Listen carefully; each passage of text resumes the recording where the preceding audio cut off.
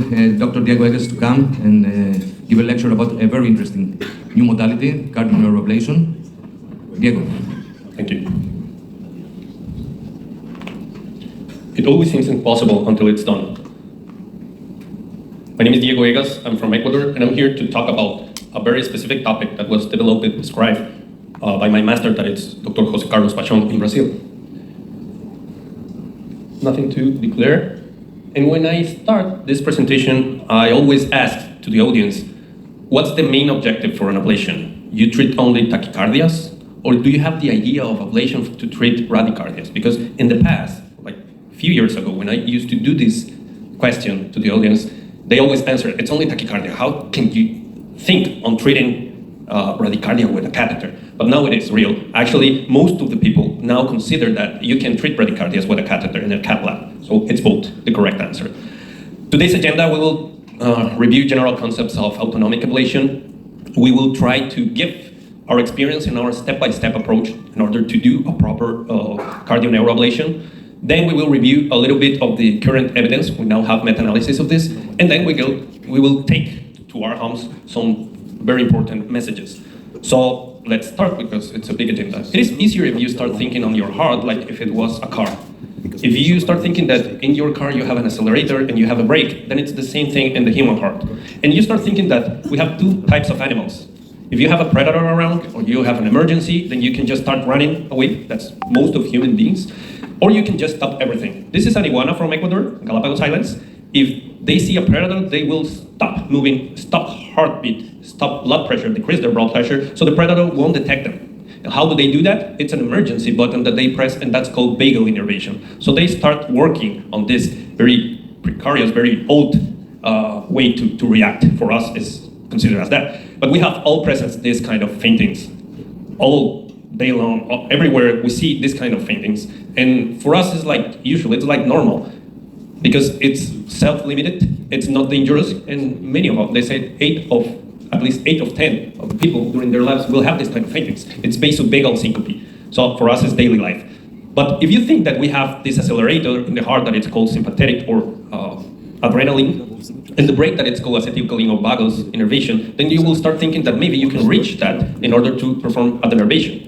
If you want to denervate the sympathetic, then you need to go to the sympathetic change. So that's a bit far from the heart and the blood vessels. But if you want to denervate the vagal innervation, or the excessive vagal innervation, you can go to the wall itself. So inside the heart, you can reach these points. And that's what Dr. Pachon started thinking. So it is possible to denervate from the very inside of the heart. At the very beginning, they started demonstrating that it was a reality. So for that, and in the daily life, you can actually demonstrate. You put a patient on a TIL test and you will reproduce their symptoms, and not only the symptoms, but you will be able to classify the response of the patient. It's not the same thing to have a vagal syncope with vasopressor response, blood pressure falls from the very beginning, or if you have like a total asystole or a very important pulse, that is the cardioinhibitory response. For cardioneuroablation, this is very important because you will be working inside the heart, not inside the blood vessels. It would be almost impossible to reach all the areas of vagal denervation in the vessels. So this is a procedure that it's mainly for cardioinhibitory exclusive response. So if you have a mixed response, then it needs to be demonstrated that you have a very important component of cardioinhibitory response. So that's why you always perform a TIL test, or you see an Holter's losses or stuff. This is a real-life patient. He had a bradycardia-induced TIL test. And then it started having atrial fibrillation. So you can also demonstrate that there is a connection between vagal hypertony and atrial fibrillation. Actually, it all started like that. Pachon and their colleagues started working on finding extrapulmonary areas where you can ablate and have better results for the ablation of the atrial fibrillation. But they found these areas that they called at the beginning, that there are areas of fractionated electrograms, and they called it AF-nest. They thought it was directly related to atrial fibrillation. And it was correct. It is related to atrial fibrillation. But they changed the main idea by doing a conversion from this electrogram that we are used to see with a mathematical conversion that is called Fourier analysis. And they went to this visual analysis of the electrograms. That is a way to classify in a different way. It's a spectrum analysis, and you can classify between two types of myocardium. One that it's the healthy one, that it's compact myocardium, and the second one that it's fibrillate myocardium. Until then, they thought this was related only to atrial fibrillation, but then after they realized that was exactly where the plexus of the vagal hypertony were. So they started ablating the areas, they started describing the areas in electroanatomical mapping, and they described 4 ganglionated plexuses in the right and in the left side of the heart. Then they created this machine that is called the vagal neurostimulator, Paschon extracardiac neurostimulator, and by going with a quadripolar catheter, regular catheter to the internal jugular vein, you can reach the area in the very side of the vagus nerve, so you can stimulate on high frequency, 70 hertz, and you will have these responses in the patients that have hypertony of vagus. And you can analyze each part, where the hypertony of vagal response is. You can analyze pauses, asystolias, thinking that that's hypertony in the sinus node, or you can pace the atrium at the time that you stimulate the vagus, so you can evaluate AV conduction. So it's very objective. Then you go perform an ablation of the nervation, and you perform again the same test. If you don't have a response, then it was a total success. And they started doing this as a routine, and it's the way that they map and they demonstrate that they're doing real change in the patient. So this is a basal status in one patient. As I mentioned, you stimulate them many times, you induce atrial fibrillation because vagal influence on atrial fibrillation. But let's stop here. This is a real patient. This is a 20-year-old girl. She is totally asymptomatic, and she went actually detected of low heart rate, very low heart rate by the surgeon. It was a plastic surgeon. It was an analysis because they wanted to operate a rhinoplasty, aesthetic rhinoplasty, and they found that maybe it's not so normal for a 20-year-old woman to have 30 beats per minute. So he sent us, it's better to evaluate this. He sent us the patient, and then we saw this, that was supposed to be just a first-degree AV block, but when we analyzed, maybe this was not only a first-degree AV block. Maybe we have something else here inside the T wave. So it could be a 2/1 AV block, and actually it is. But if you see, there's a very short QRS, so maybe this is a vagal tone. They wanted us to implant a pacemaker, especially because they said she's having this in the Holter recording. This is an advanced AV block. This is a complete AV block, just implant a pacemaker before the rhinoplasty. So imagine to implant a 20-year-old asymptomatic girl. So many people would implant a pacemaker. Me, myself, I deny. And I think we needed more information, as most of you guys would think.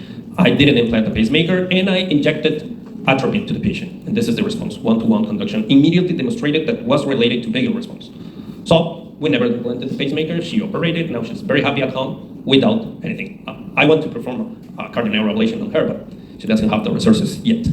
So the ideal patient with all this information could be the vagal seem to be that it's not responding to conservative therapies. It is important to document that it's a cardioinhibitory response that the patient has. It is mandatory to demonstrate that they have a good response to atropine test.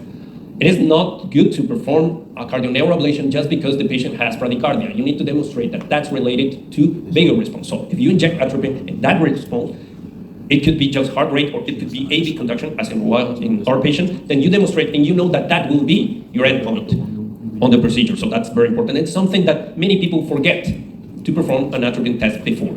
And if you have absence of significant structural heart disease, that's why you perform this mostly in young patients, not only in young patients, because you can be old and at the same time have hypertony, but you need to demonstrate that. Then you will have good results.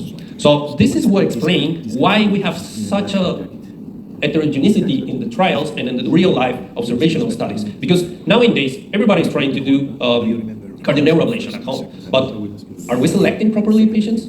Are we treating patients without an atropine test or a TIL test? So maybe there's the problem. There's the initial problem. And then you will see that the method is also important. So let's see our approach. I don't say this is the mandatory approach, but this is what we do according to what we learned with Dr. Paschon. So let's review our step-by-step technique. First of all, we need to decide how to map. We have many options. We can stimulate directly pace with high frequency. For us, that's not a very specific mapping.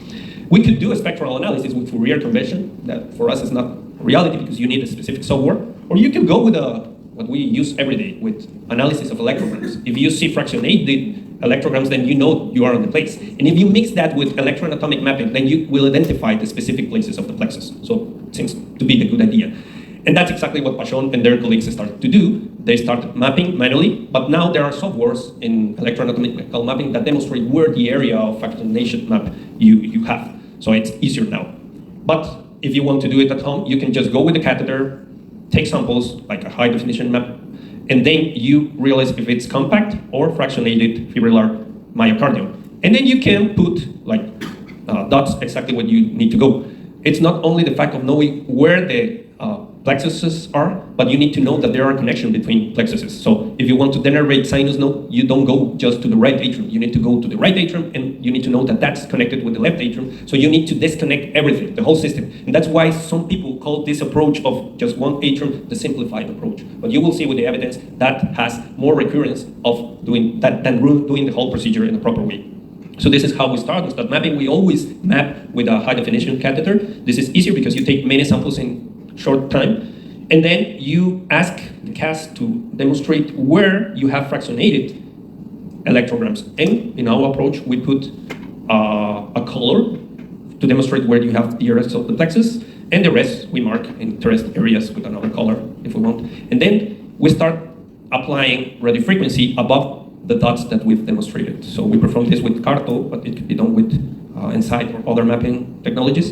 And then we apply, and then immediately after applying above the proper area, you will notice an increase in heart rate. Sometimes it's very dramatic increase because you have 30 beats per minute and you go to 120. It's not your main endpoint. You need to know when to stop. And for that, the better way to do it, it's not only to see that you're losing the electrograms, but demonstrate that it's denervated the patient. We've done this also with a cryo balloon catheter. We noticed that you denervate at least partially. It is also demonstrated worldwide. And now we have a protocol that it's running that we are trying to demonstrate if you have denervation with PFA. But so far, we're obviously not having denervation. But this needs, it's theoretically, it's obvious that you won't have, but this needs to be demonstrated because as physiopathology of atrial fibrillation, you need to know this information. You need to objectively demonstrate. And the technique of extracardiac vagal stimulation is the way to do it.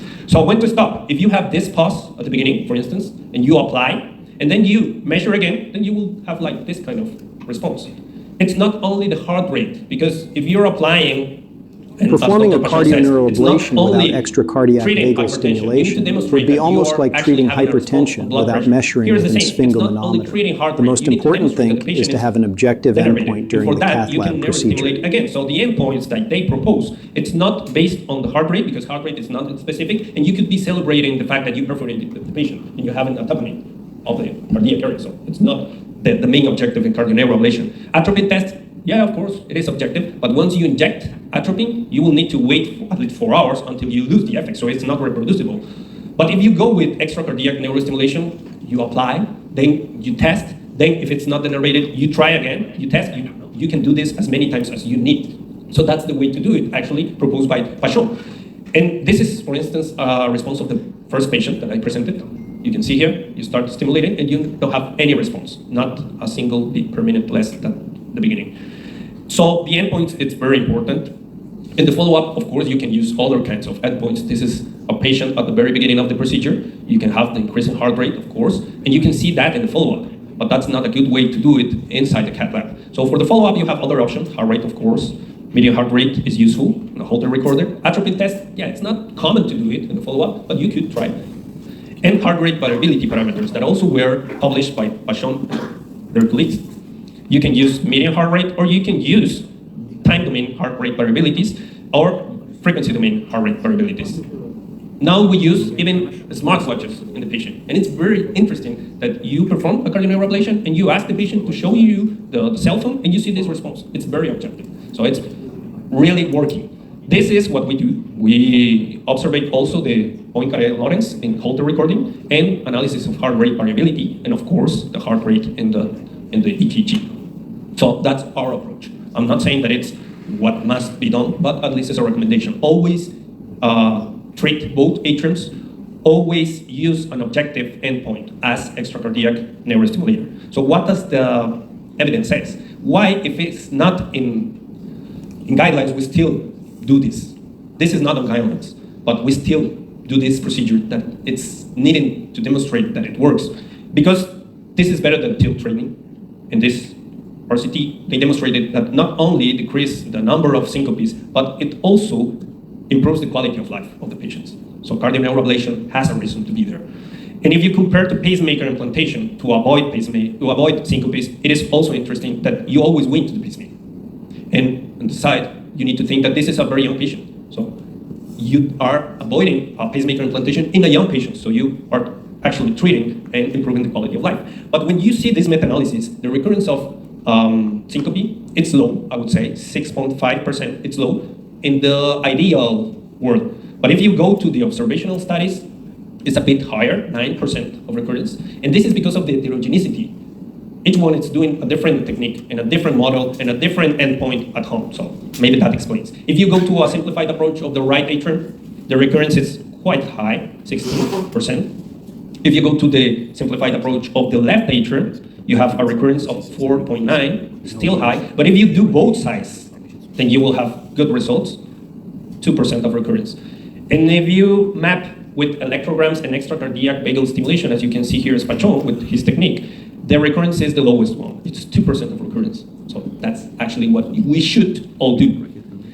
So the conclusions of the meta-analysis is always go the atrial approach, always perform a standardized method, and try to use extracardiac vagal stimuli in order to know that you already denervated the patient. In conclusion, and to take home messages, I would say that for us, cardioneuroablation is a very important in its daily life. Every time that we find a patient, a young patient that is fainting and it's not responding to classical or conservative therapies. So for us, it's very important to know the technique and to decide who to apply. This is very important because there are many people outside trying to learn the technique but not selecting properly the patients. And this is very important. A patient shouldn't go to the cath lab if it doesn't demonstrate that it's a cardioinhibitory response and doesn't demonstrate that it responds to atropine test. So that's very important. And if you do that, then you will have good results. So for us, cardioneuroablation is mandatory when you lose control with conservative treatment. Cardioinhibitory response, I've said already. Try to do a standardized method. Try to use always neurostimulation. And in the future, we will try to have neurostimulators all abroad. But so far, it's one of the things that limits the technique. But information, very important information. If you ask for a neurostimulation, there are proctors indeed. You can have an expert there at home in order to help you doing this objectively guidance. So thank you very much. Thank you very much, Diego, for mentioning the presentation. Please stay on floor. One question for all of you. According to the ECG that Diego showed us, which is the easiest way to perform a double-blind study? Do you know? To show an ECG to two surgeons. So, okay, Diego, we may correct cardioinhibitory response, but still the patient may have blood pressure lowering. Yep. So the patient may be still faint, even if we take out cardioinhibitory. One thing. Second thing, we know that heart rate variability is something that we look if we want to see for the health of the heart. Leaving a heart without a break for many years, because in a 20 years old patient, leaving this heart for 60 years without break, do you think that is something that may be proved to be dangerous? My second question.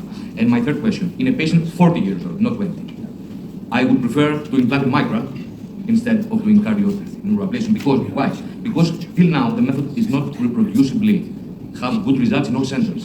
Of course, in your hands or Paston's hands, maybe this is different, but it's not reproducibly these good results. What is your opinion? Yeah, the first one, the mixed response. Yes, that's the reality. As I mentioned, if you have a cardioinhibitory pure response, you know that it will work.